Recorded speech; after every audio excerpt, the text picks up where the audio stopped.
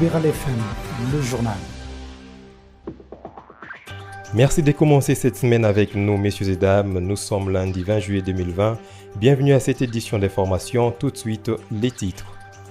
Le juge Raphaël Liani, juge président de la composition du procès dit des 100 jours, a été inhumé ce lundi à Kinshasa. On y revient avec force détail avec Yannick Muyamba. Et puis, avant de quitter Lubumbashi dimanche dans la soirée pour Kinshasa, le Premier ministre Sylvestre Ilunga Ilunkamba a visité différents chantiers dans la ville de Lubumbashi. Vous suivrez dans cette édition du journal ses impressions après cette ronde effectuée avec le gouverneur Jacques Kiabula à Katui. Enfin, nous parlerons de la fondation Ouidal du sénateur Guy Luandomboyo qui a inauguré le dimanche 19 juillet 2020 2 points d'eau à la grande satisfaction des habitants de Lantsele et de Maluku. Mesdames et messieurs, voilà tout pour les titres. Les détails, c'est tout de suite.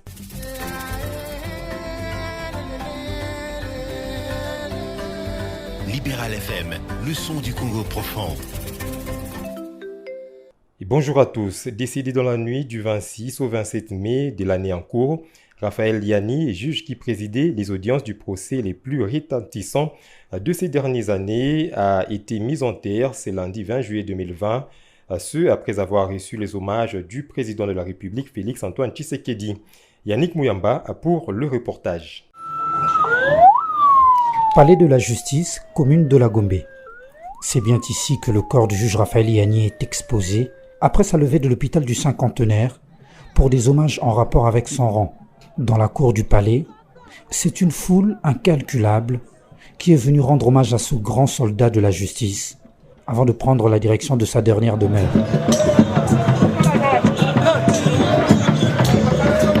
À 15 minutes de la levée du corps pour se rendre au cimetière, le chef de l'État a tenu à le rendre hommage en déposant sa gerbe de fleurs juste avant le catafalque.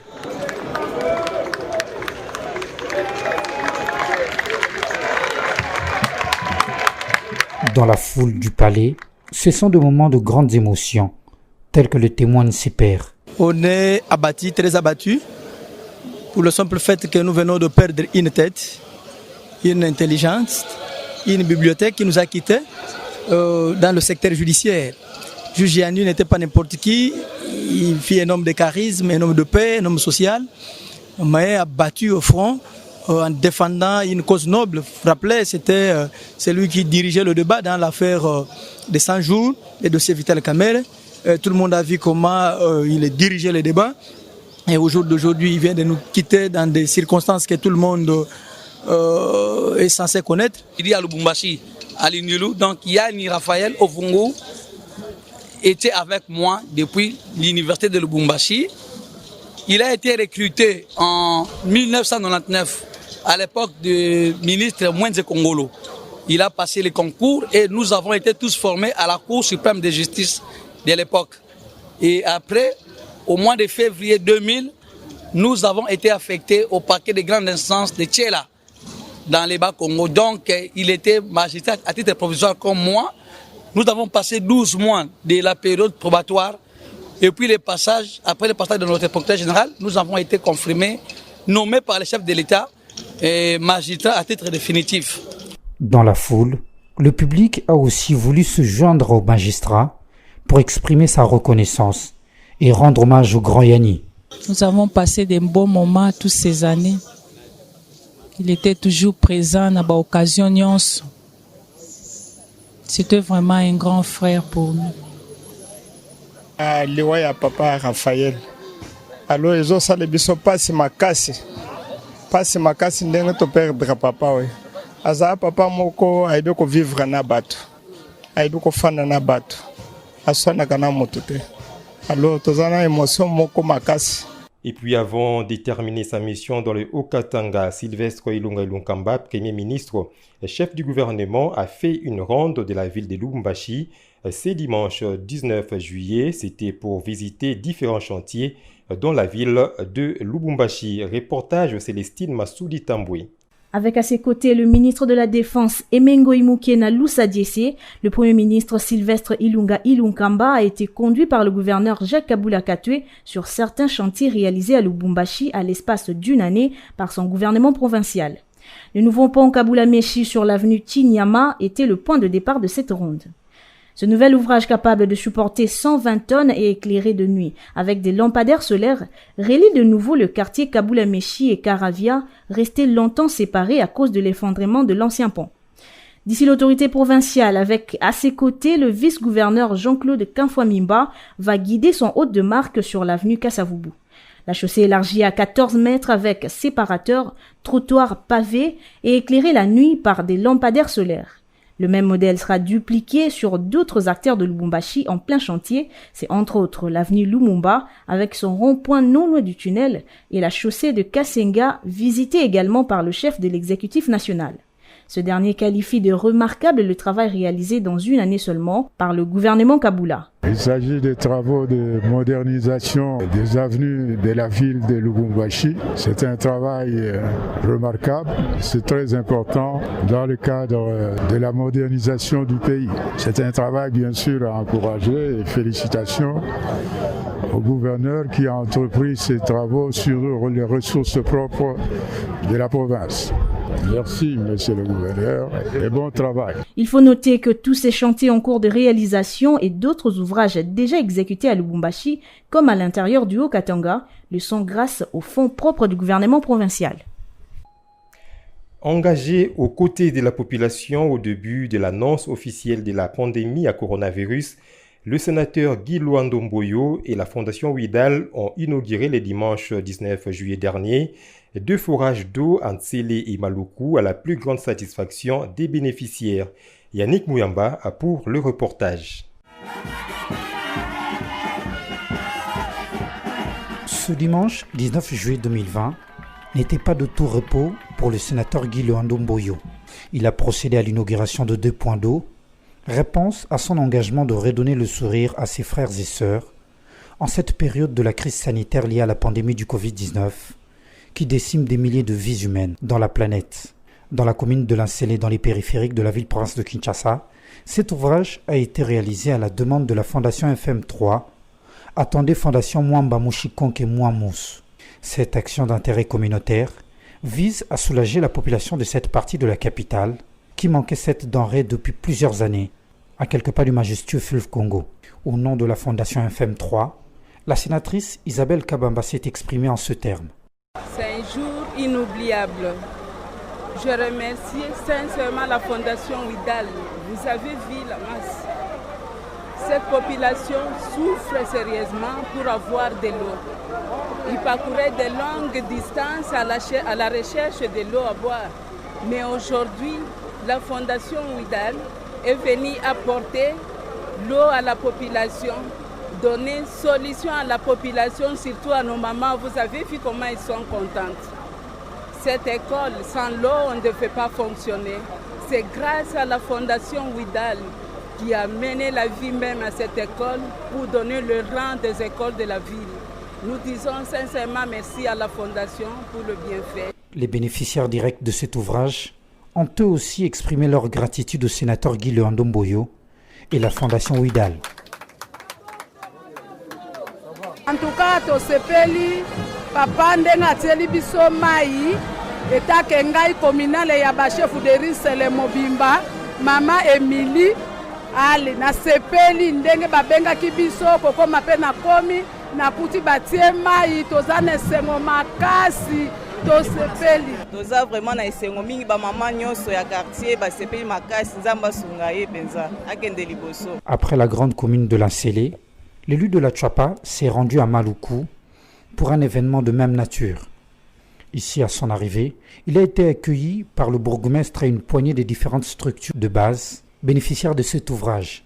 Après l'inauguration de ce point d'eau qui vient de redonner le sourire à plus de 90 000 familles, l'honorable Papi Epiana, député provincial élu de Maluku, donne ici ses impressions à cette œuvre caritative de grande envergure. Nous sommes très contents de l'initiative. Je crois que c'est ce que nous devons demander à l'honorable sénateur, que ça ne soit pas les premières. La commune de Maluku, c'est la plus grande commune de la capitale. Ça représente 75% de l'état de la ville de Kinshasa. Je crois que si nous sommes au niveau urbain, si vous allez encore au niveau du plateau de Bateke, les les gens souffrent pour le problème de l'eau. Et nous demandons à l'honorable les gestes qu'il vient de poser aujourd'hui, que ça ne puisse pas se terminer ici, qu'il puisse nous aider pour que ça puisse être aussi dans d'autres quartiers de Padre-Batek. Vous avez compris comment notre population est contente. Et cette initiative, je crois bien que nous, qui sommes de Maloukou, nous serons les premiers à protéger, à sécuriser, et c'est pour le bien-être de la population. Merci. Après ces deux cérémonies, l'expression de joie ainsi que satisfaction des populations de ce coin de la capitale, l'initiateur et président de la Fondation Ouidal exprime ses impressions. Lorsque la Fondation a été contactée par l'honorable Papi Piana, qui a toujours dans son cœur le souci de la population qu'il représente valablement à l'Assemblée provinciale de Kinshasa, on n'a pas hésité en un seul instant. Nous sommes venus d'abord faire la prospection. On était d'abord venus pour une visite. On a regardé la faisabilité du projet. On s'est mis et voilà qu'aujourd'hui, nous sommes là pour l'inauguration. Vous avez vu comment la population est contente parce que leurs représentants ne cessent d'aller chercher partout là où il y a des solutions pour leur apporter le sourire. Et donc pour moi, c'est un sentiment de joie. Je tiens encore une fois à remercier l'honorable Papi Piana qui a pensé à Ouidal pour venir en aide à la population de Maloukou. Comme lui-même l'a dit, c'est le travail de l'exécutif de subvenir tant soit peu aux besoins de la population, mais il y a aussi des ONG comme ADC, ONG comme Ouidal qui œuvrent à côté de l'exécutif pour apporter tant soit peu selon nos moyens les solutions aux problèmes de la population. A noter que tous ces ouvrages ont été réalisés sur fonds propres de la Fondation Ouidal avec la cotisation de ses membres, disséminés à travers le pays. En prévision de la levée de l'état d'urgence sanitaire, les gouverneurs de la ville de Kinshasa, Jean-Tini Ngobilambaka, annoncent les nouvelles mesures auxquelles les Kinois doivent s'habituer, notamment sur l'organisation des obsèques. Autre temps, autre mœurs, a-t-il précisé. Plus question des veillées mortuaires dans la capitale. Je vous prie de l'écouter au micro de votre radio. Vous venez de suivre, nous venons de poser la première pierre pour lancer les travaux de la construction d'un funérarium moderne ici à l'hôpital général, ici au niveau de la morgue centrale. Comme je venais de dire à Ndala ici, autre temps, autre mœurs.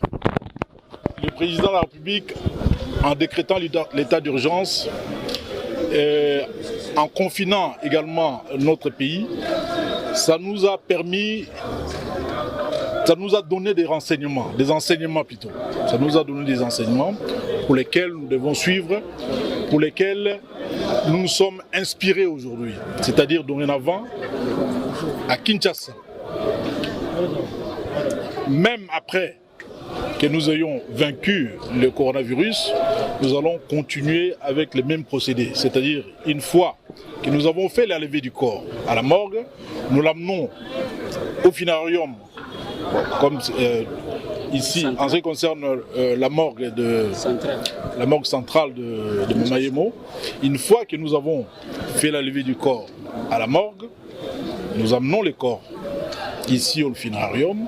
Et après le funérarium, pour ceux qui sont chrétiens, ils peuvent amener le corps au niveau de l'église. Et après l'église, on acheminera donc le corps vers les cimetières pour l'inhumation. Mais dorénavant à Kinshasa, il n'est plus question d'amener le corps dans des lieux, dans des salles où on a pris l'habitude, cette mauvaise habitude, d'aller faire le deuil, d'aller organiser le deuil. La reprise des cours en République démocratique du Congo aura lieu au lendemain de la levée de la mesure de l'état d'urgence sanitaire. Celle-ci se fera d'une manière échelonnée en attendant que tous les paramètres soient maîtrisés au niveau de la riposte.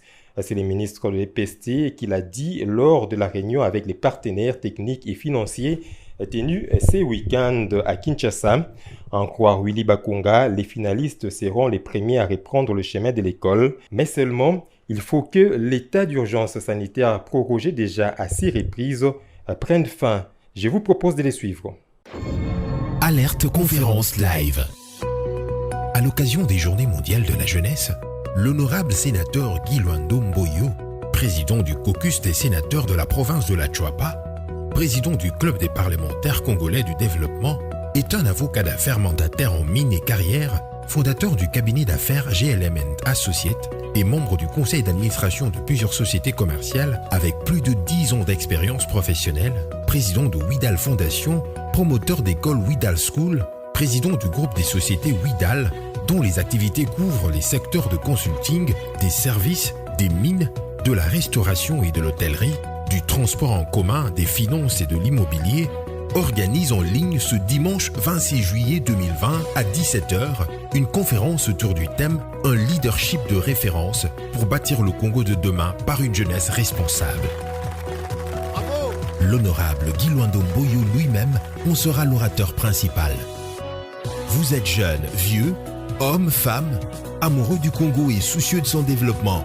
Participez en ligne à la conférence débat sur la jeunesse sur Facebook, groupe Libéral Presse, YouTube, Libéral Presse TV, à la télévision sur Télé 50, sur WhatsApp sur plus 243 81 155 93 28 et sur la radio Centrale FM 89.4 MHz. Une jeunesse responsable pour un Congo prospère. Cordial bienvenue à tous. Pour terminer, sachez que les comités laïcs de coordination CLC en sigle associés aux activistes de mouvements citoyens étaient dans la rue ce dimanche 19 juillet. Cette marche partie du marché de la Liberté à Massina s'est achevée au pont Matete où un mémorandum a été lu. Le porte-parole de cette structure a indiqué que cette manifestation s'est déroulée dans le strict respect des mesures barrières contre le Covid-19.